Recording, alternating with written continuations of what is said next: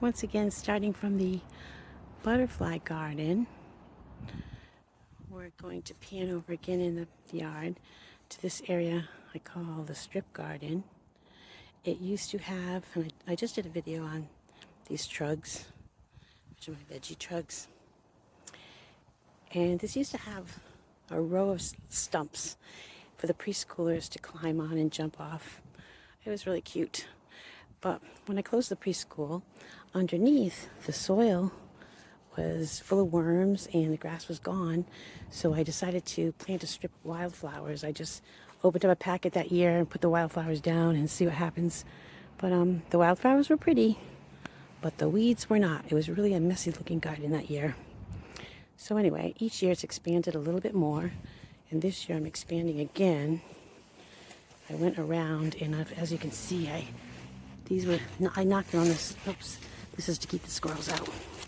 I knocked them over on their side to start breaking down the grass and the roots and the soil so I can plant here. I didn't put any cardboard down. I just kind of dumped those over hoping that would do something.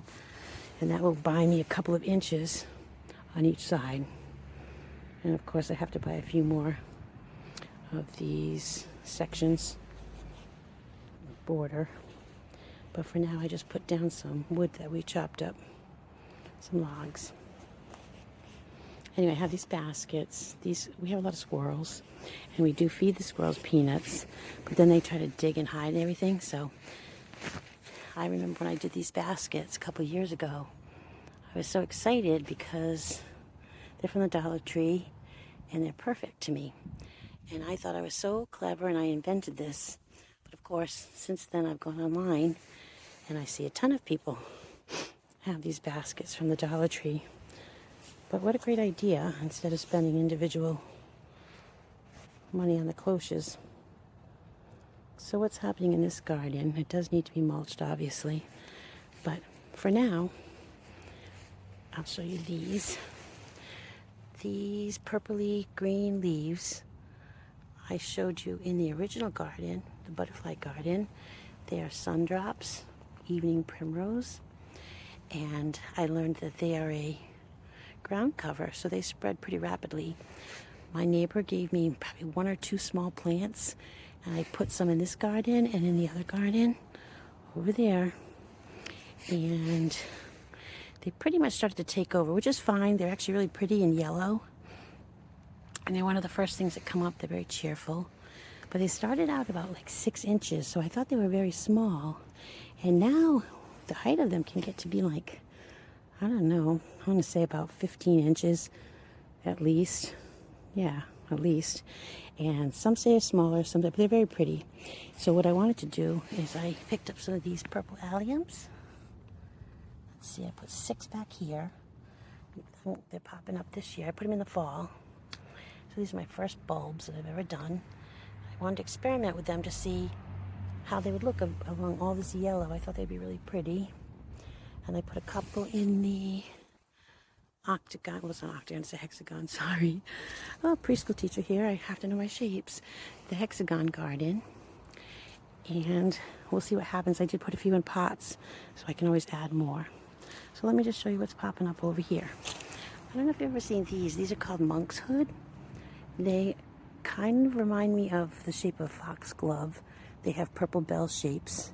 The hummingbirds like them. And they're very poisonous, apparently, so for pets and children. So be careful. And even when you handle them yourself, you should wear gloves. So that was given to me from my Buy Nothing group. That was shared to me. And they do expand, because one year I had 1 here. Last year there were 2. And now I see there are 3 stalks coming up. So I did see online on YouTube, I think it's the Perennial Gardener. I think it's Denmark. And they have some in their garden, and they put cosmos behind them, pretty pink cosmos. So this year I am going to add some cosmos behind it, because they don't come up until October, November, way at the end of the season, so there's not much else around. And the cosmos will be there, so that would look really nice. Let's see, over here, this is called mountain bluet, or cornflower. And I'll put a picture there. There's really pretty little purpley blue delicate flowers that come up, and the bees love them. And I really like the leaves. I know they're just coming up now, but they're pretty attractive. They kind of remind me of lamb's ear. Not as fuzzy, but they just stay really nice for the whole season. They don't look unattractive. Okay, let's see what's going on over here. Over here is lobelia cardinal flower. It's tall and red. Again, hummingbirds love it. It was supposed to be for the butterflies, but the hummingbirds really love a lot of the same plants that butterflies do for the nectar.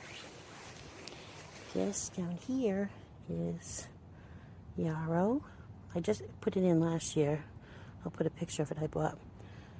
Salvia and yarrow together. This is fennel. It gets very tall, and it's a swallowtail host plant. So the swallowtails will lay their eggs on that.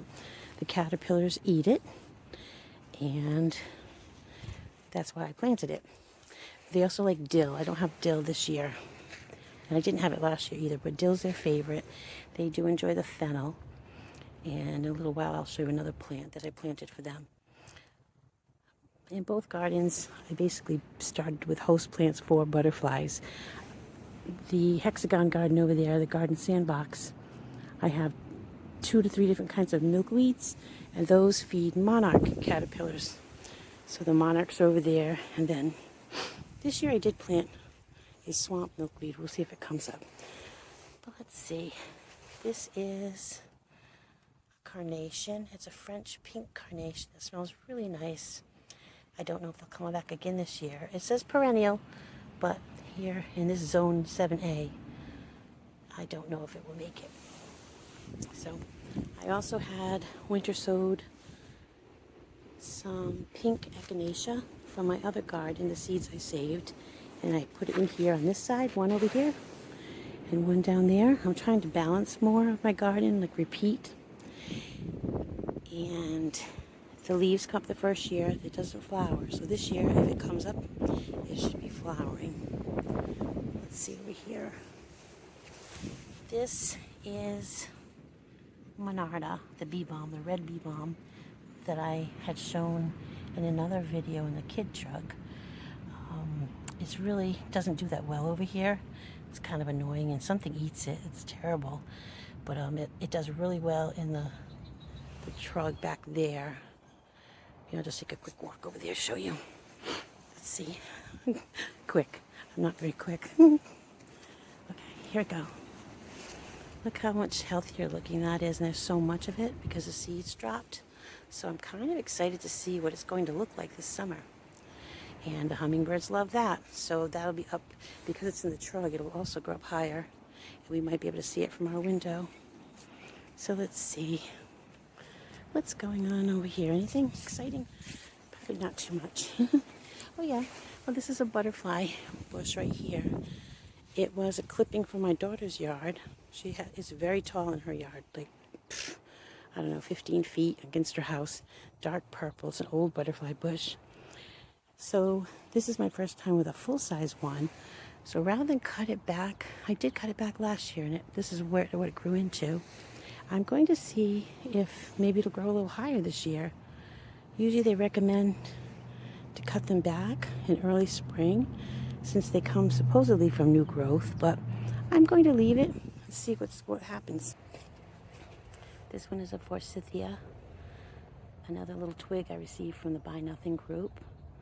I gave the larger portion of it to my daughter, and already it's in her yard, and it's about 5 feet tall. It looks really nice. She planted it in her garden. This one came in a very tiny little container. Then I planted it up into this one. So I'm always hesitant to plant shrubs in this yard because it's small, number one. But also because we had planned on selling the house just before the pandemic. And I think I just try to keep things in little compartments, because most people might think it's too much. And I don't want to crowd the whole yard with it, and I don't want to make it look too messy. It's really hard to hold back. When this is all mulched, it does look neat. And a lot of people like neat more than I even like neat. I'm kind of like a casual, kind of easygoing gardener. I don't need everything perfect. And that would drive some people crazy, you know, because even the grass, even when it is nice, it is not perfect grass. It does have weeds. But again, I'm okay with that.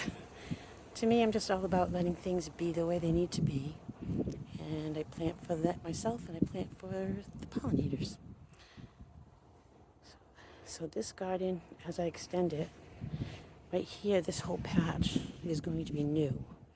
And I would like to put a piece of the orange butterfly weed right here, which is a milkweed that feeds monarchs.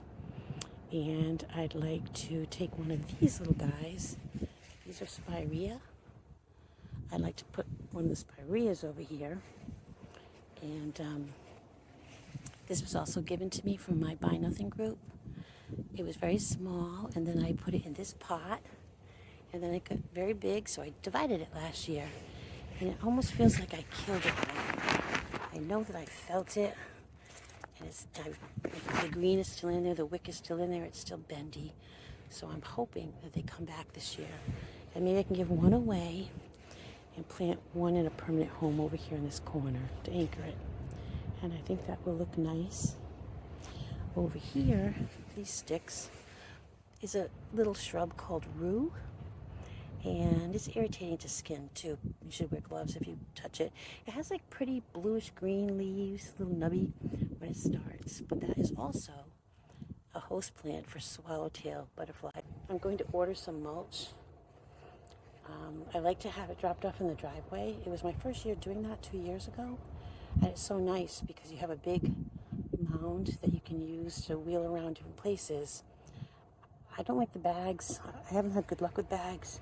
And then, of course, it requires a trip to Home Depot with my husband or Lowe's. And then, you know, bring it all in the cart, bring it all in the car, take it out of the car, bring it to the backyard. So to save him the trouble and me, I just like to order it, have it delivered, and it was perfect. It was great. Okay, so I think that's pretty much all that's happening right now. I have planted other things that we'll talk about at other times, but I don't want to just talk forever about this garden. And it's just funny because you look around and everything looks so terrible. But I think it's kind of fun to see where it all starts off. And you feel like, oh my goodness, how is this ever going to do anything? And then it's amazing what it can do. So that's what's happening. Thank you again for letting me talk about my garden.